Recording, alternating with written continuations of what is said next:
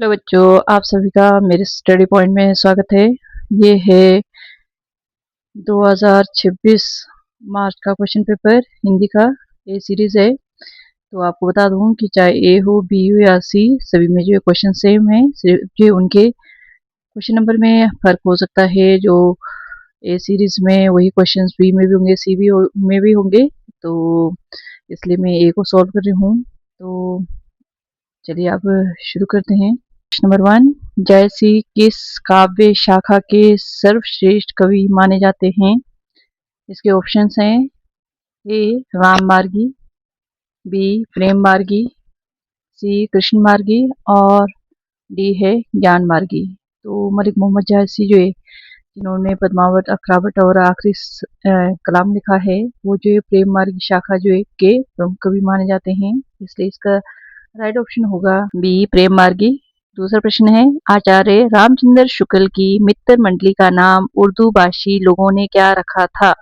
ए संदेह मंडली, बी शुक्ल मंडली, सी निसंदेह मंडली और डी बाल मंडली। तो उन्होंने रखा था सी निसंदेह मंडली। वहां पर उर्दू भाषा भाषी लोग रहते थे, तो उनके लिए हिंदी भाषा भाषी लोगों द्वारा शुद्ध हिंदी का प्रयोग निसंदेह आदि का तो अजीब लगता था, इसलिए निसंदेह मंडली। उसके बाद है तीसरा, कार्नेलिया का गीत किस ऐतिहासिक नाटक से लिया गया है? इसके ऑप्शन हैं ए जातशत्रु, बी समुद्रगुप्त, सी स्कंदगुप्त और डी चंद्रगुप्त। और ये लिया गया था जयशंकर प्रसाद के नाटक चंद्रगुप्त से। तो इसलिए इसका सही उत्तर होगा डी चंद्रगुप्त। और उसके बाद है प्रश्न नंबर 4, आधुनिक भारत के नए शरणार्थी किन्हें कहा गया है?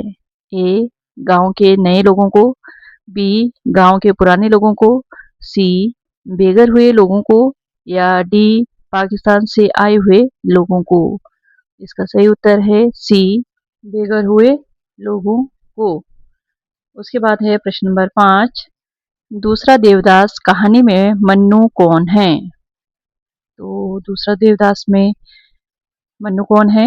तो इसके ऑप्शंस हैं ए नायक संभव का भाई, बी नायिका पारो का भाई, सी नायक संभव का भतीजा या डी नायिका पारो का भतीजा। तो जो मन्नू है बच्चा, वो नायिका पारो का भतीजा है, इसलिए ऑप्शन डी होगा इसका सही उत्तर। उसके बाद है प्रश्न नंबर 6। तो प्रश्न नंबर 6 है, विषम साहनी को किस रचना पर साहित्य अकादमी पुरस्कार से सम्मानित किया गया? इसके ऑप्शंस हैं ए तमस, बी जरोखे, सी कड़ियां और डी बसंती। तो विषम साहनी को साहित्य अकादमी पुरस्कार मिला था इनके उपन्यास तमस पर। तो इसका राइट ऑप्शन होगा ए तमस। तो इसलिए तमस को हम टिक करेंगे। उसके बाद है क्वेश्चन नंबर 7। प्रश्न नंबर 7 है, आवत तोर मन बावन रे ए ही कार्तिक मास पंक्ति में कार्तिक एक तद्भव शब्द है, इसका तत्सम रूप क्या होगा? तद्भव होता है संस्कृत के वे शब्द जो थोड़े से परिवर्तन के बाद जो हिंदी में प्रयोग किए जाते हैं। तो यहाँ बताना है कि कार्तिक शब्द जो इसका संस्कृत में शब्द कौन सा है। तो इसके ऑप्शंस हैं पहला है कार्तिकेय, दूसरा है कार्तिक, सी है कामना और डी है कल्पित। तो कार्तिक है कार्तिक, यानी कि कार्तिक महीने का। तो इसका सही ऑप्शन होगा बी। तो इसलिए हम बी को टिक मार्क करेंगे। उसके बाद है प्रश्न नंबर 8, चूल्हा ठंडा किया होता तो दुश्मनों का कलेजा कैसे ठंडा होता? ये कथन किसका है? इसके ऑप्शंस हैं ए सुबागी, बी ठाकुरदीन, सी नायक राम और डी है सूरदास। तो ये बात कही थी नायक राम ने, इसलिए हम सी को टिक करेंगे। उसके बाद है प्रश्न नंबर 9, कविता को प्ले विद द वर्ड्स अर्थात शब्दों के साथ खिलवाड़ किसने कहा था? इसके ऑप्शंस हैं ए डब्ल्यू.एच. ऑर्डेन, बी मिल्टन, सी शेक्सपियर और डी थीट्स। तो प्ले विद द वर्ड्स या शब्दों के साथ खिलवाड़ कविता को किसने कहा था? ये है ए ऑप्शन WH ऑर्डन। तो इसलिए ए को टिक करेंगे। उसके बाद है प्रश्न नंबर 10।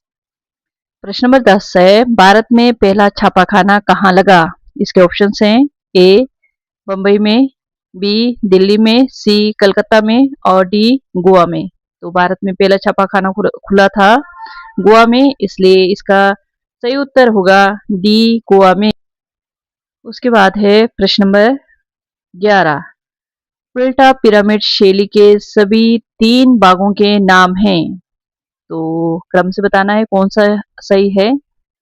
पहला है उल्टा सीधा टेढ़ा, या दूसरा है इंट्रो बॉडी समापन, तीसरा है सम विषम और आसमान, और चौथा है रेडियो टीवी और नेट। जो उल्टा पिरामिड शैली में जब खबरें लिखी जाती है तो उसके जो ये 3 पार्ट्स होते हैं, प्रारंभ जिसको इंट्रो कहते हैं, उसके बाद बॉडी और उसके बाद जो है समापन, यानी कि बी, ऑप्शन बी सही है, इसलिए बी को टिक करेंगे। उसके बाद है प्रश्न नंबर 12। ऐसा सुव्यवस्थित, सृजनात्मक और आत्मनिष्ठ लेखन जिसमें सूचनाओं के साथ साथ मनोरंजन पर भी ध्यान दिया जाता है, तो उसे क्या कहेंगे? इसके ऑप्शंस हैं, पहला है विशेष रिपोर्ट, दूसरा है समाचार, तीसरा है फीचर और चौथा है उल्टा पिरामिड। तो जिसमें सुव्यवस्थित, सृजनात्मक और आत्मनिष्ठ लेखन किया गया हो उसे हम क्या कहते हैं? फीचर कहते हैं, इसलिए सी ऑप्शन इसका सही उत्तर होगा। उसके बाद है प्रश्न नंबर 13। प्रश्न नंबर 13 है, लघु सुरधनु से पंख पसारे शीतल मले समीर सहारे, पंक्ति में लघु सुरधनु में कौन सा अलंकार है? लघु सुरधनु से यानी कि छोटे इंद्रधनुष के समान। तो इसके लिए ऑप्शंस हैं, विकल्प ये हैं, ए उपमा, बी मानवीकरण, सी यमक और डी पुनरुक्ति प्रकाश। तो यहाँ पर जो है लघु सुरधनु से, जहाँ पर सा सी से का प्रयोग हुआ हो तुल्य में, तो वहां पर उपमा अलंकार होता है, इसलिए इसका सही उत्तर होगा ऑप्शन ए उपमा। तो हमने ए को टिक किया है। उसके बाद है प्रश्न नंबर 14। लेखक विश्वनाथ द्वारा माँ के दूध पीने को केवल भोजन नहीं बल्कि किस रूप में चित्रित किया गया है, जो माँ बच्चे के समस्त संबंधों को जीवन चरित्र रूप में व्यक्त करता है?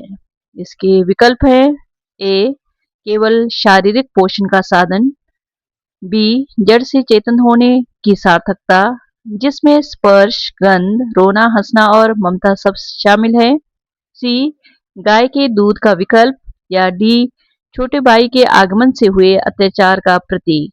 तो इसका सही ऑप्शन है जड़ से चेतन होने की सार्थकता जिसमें स्पर्श, गंध, रोना, हंसना और ममता सब शामिल है। तो इसलिए बी को टिक करेंगे। तो इसका सही उत्तर हो गया बी। उसके बाद है प्रश्न नंबर 15। तो प्रश्न नंबर 15 है, शेर, पहचान, 4 हाथ और साझा सांझा जो है किस प्रकार की विधाएं हैं? तो इसके ऑप्शंस हैं, पहला है संस्मरण, दूसरा लघु कथाएं, तीसरा आत्मकथा और चौथा निबंध है। तो जो शेर, पहचान, 4 हाथ और साझा है, ये जो है असगर वजाहत की लघु कथाएं हैं, इसलिए हम इसे जो है टिक करेंगे लघु कथाएं को। इसका सही उत्तर है लघु कथाएं। उसके बाद है प्रश्न नंबर 16। प्रश्न नंबर 16, सही मिलान कीजिए। एक तरफ जो है लेखकों के नाम हैं और दूसरी तरफ जो है उनकी कृतियां हैं, और नीचे जो है इनके ऑप्शंस दिए हैं, उत्तर कौन से सही हो सकते हैं। तो इसमें हम जो है नीचे ऑप्शंस नहीं देखेंगे बल्कि जो है लेखकों को उनकी रचनाओं से मिलाएंगे पहले। तो एक तरफ लेखक हैं प्रेमचंद, रामचंद्र शुक्ल, निर्मल वर्मा, जयशंकर प्रसाद, और इनकी रचनाएं हैं कव्य और काला पानी, सूरदास की झोंपड़ी, आंसू और रस मीमांसा। सबसे पहले है प्रेमचंद। तो प्रेमचंद की रचना है सूरदास की झोंपड़ी। उसके बाद है रामचंद्र शुक्ल, उनकी रचना है रस मीमांसा, चौथा। उसके बाद निर्मल वर्मा, निर्मल वर्मा की रचना है कौवे और काला पानी। और चौथा है जयशंकर, जयशंकर प्रसाद की रचना है आंसू। अब क्या करना है, जैसे हमने मिलाया है उसके हिसाब से देखना है कि वो ऑप्शंस कहाँ पर सही बैठते हैं। जैसे प्रेमचंद है, पहला का है दूसरा, तो यहाँ देखना है दूसरा कहाँ है, यहाँ भी है, यहाँ भी है। उसके बाद रामचंद्र शुक्ल, दूसरे का चौथा, चौथा देखना है, यहाँ चौथा है, यहाँ पहला है, तो इसलिए ये नहीं है, यही ऑप्शन रह गया।